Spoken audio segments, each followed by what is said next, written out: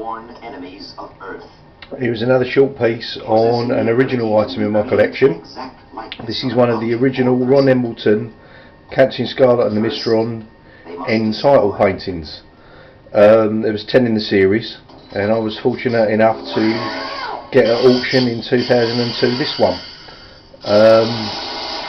Again, not much that I really have to say. It's just a chance for people to see. I mean, you're going to see better imagery of it in magazines and books that have been published, but it's just a chance for people to see that it's actually in the hands of someone that loves the show. Unfortunately, when I was at the auction, of the 10 pieces that were sold, it only looked like there was this one and 2 others that I saw were sold to kind of recognisable Anderson collectors. The other 7 went I don't know where. But anyway, very lovely detailing. My camera certainly won't be good enough to show too much of it, but again, there's imagery around the net and there's imagery in magazines and books and stuff. But it's just a chance, as I say, for people to see that it is in the hands of someone that cares for it. I spent a couple of £100 on framing and museum quality glass so that the picture will always be protected. So that's one good thing to know. But it was, as a comic fan, the Embleton artwork always stood out for me in TV21. His Stingray stuff is really nice as well.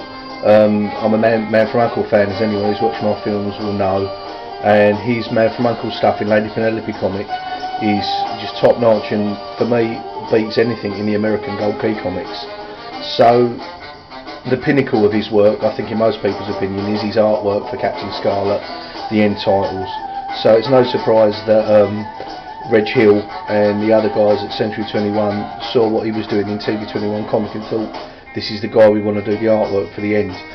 You saw Scarlet in various predicaments, often far more dramatic than anything you saw in the show itself, but this was to give a flavour of the kind of bloke he was and the sort of scrapes he used to get himself into.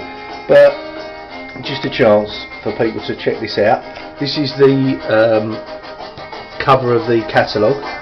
But there was a lot of Anderson stuff. When Reg Hill passed away, his widow asked Christie's to take on board a lot of the Anderson related stuff that was in his estate, and there was a great many Anderson fans at the auction that day and on the viewing days a few days previous. So it was a good chance for people, even if you weren't buying, just to see this stuff before it was scattered to the 4 corners, which sadly it does seem to be.